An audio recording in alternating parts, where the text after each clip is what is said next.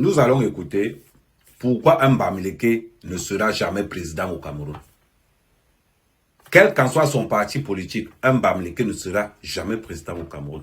Nous allons écouter des livres, des extraits.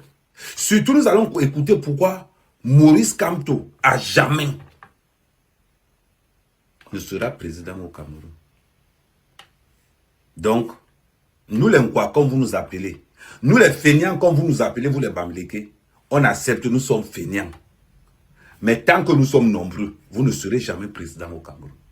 Nous allons écouter d'abord les dires des panélistes sur ce que les Bamileke pensent des autres. Il faut écouter, c'est très important. Totalement d'accord avec lui et je voudrais illustrer quelque chose. Allons-y. Le débat que vous voyez là a existé dans les années 90. Je vais vous citer quelques ouvrages. Vous savez, nous travaillons scientifiquement sur la dimension de l'accaparement et donnant l'impression que certains sont bons, d'autres sont mauvais.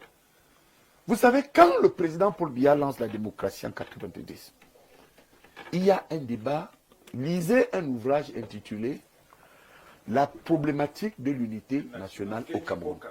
C'est écrit par un haut magistrat qui s'appelle Keyo Pokam, son frère c'est Sinjo Pokam.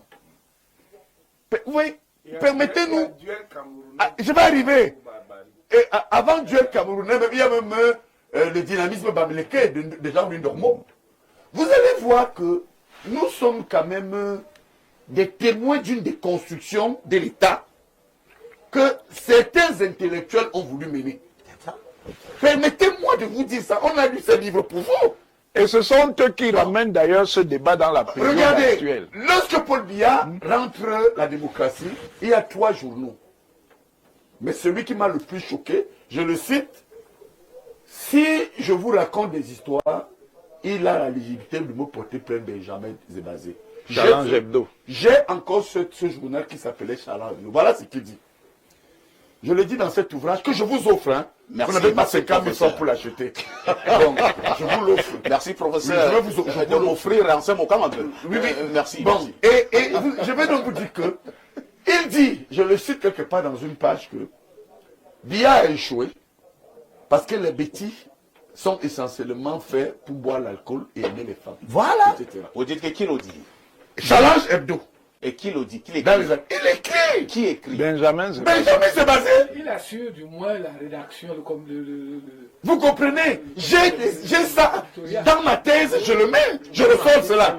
Bon, deuxièmement, il y a un autre élément des intellectuels.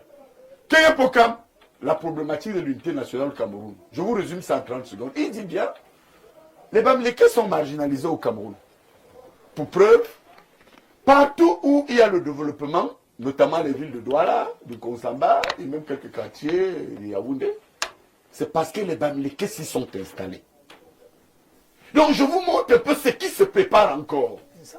Moi je suis un politologue. Qui est le préfacier? Dites qui est le préfacier. Bien. Maintenant, troisième pouvoir. Qui est le préfacier? Et je chute le dynamisme bamileke. Qui est le préfacier du livre? Mais dis-le. Dites qui est le préfacier. Finalement, Pourquoi vous avez peur? Vous avez peur de le Il s'appelle Maurice Kamto. Maurice Kamto. Voilà. Le préfacier. Attendez, écoutez. La boue va bien. Attendez. Mais écoutez bien. Là, nous faisons de la science. Pas bien. Ce que nous faisons là. le bout. Nous faisons là, papa, ici. Personne ne fera une omission aussi solide où vous permettez aux gens de parler. Kamto qui veut S'il être vous plaît. président, qui ne le peut pas. Non, non, il a préfacé un livre qui dit comment les Bamileke sont supérieurs aux autres. On se parle, on se parle. Elimi, Allons-y, professeur Sanga. très pédagogiquement. Allons-y. Alors quand vous prenez donc ça, le préfacier c'est effectivement Maurice Kamto. Voilà. Et il y a donc Jean-Louis Dormeau, le dynamisme bamileke, qui reprend à peu près les mêmes termes. Et Il y a qui dit Jacques qu'en fait, Agolele. en fait, il conclut. Il dit que si le Cameroun a pris du recul, c'est parce qu'à un moment donné, cette ethnie la plus dynamique n'a pas suffisamment été valorisée. Alors, en guise de conclusion, 2 intellectuels reviennent dans le débat. Sinjo Pokam Et mon et Mono Djana. Sinjo Pokam, qui est mon frère et mon ami, est le petit frère de Keyo Pokam. Et je dis, mais comment Mono Mono sort un ouvrage et il écrit l'ethnofascisme bamileke. Et les ouvrages existent. Le débat s'ouvre. Mono dit non, les positions de ces intellectuels sont essentiellement tribalistes, ethnofascistes. Et maintenant, je conclue.